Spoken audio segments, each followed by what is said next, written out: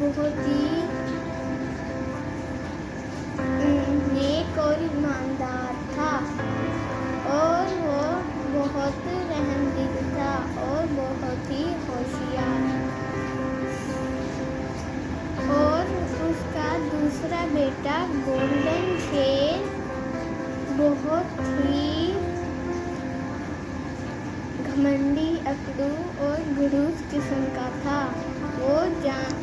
اس نے ایک دن ایک سفید گائے کے بچے کو مار ڈالا۔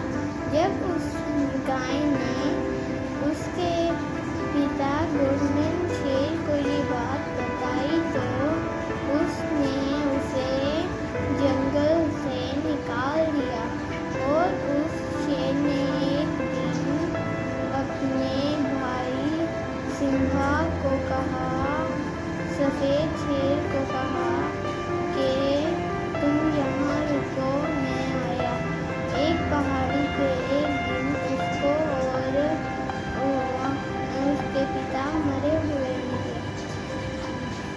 جب یہ بات دونوں شیروں کو پتہ لگی تو وہ دونوں وہاں آ گئے، اور پھر گولڈن شیر نے اپنے آپ کو اس جنگل کا راجا گھوشت کر دیا، اور اس کے بھائی اس بات سے انجان تھا کہ اس کے پتا کو اسی نے مارا ہے۔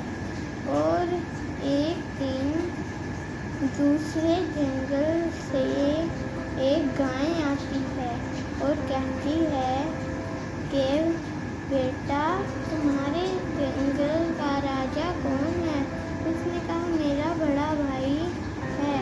اس نے کہا وہ غدار جس نے تمہارے پتا کو مارا ہے؟ اس نے کہا نہیں، اس نے تو نہیں مارا۔ اس نے کہا نہیں بیٹا، جس دن تمہارے پتا مرے ہوئے ملے تھے اسی دن سفید شیر گولڈن شیر اس پہاڑی پہ تھا، اور اس نے تمہارے پتا کو مارا تھا۔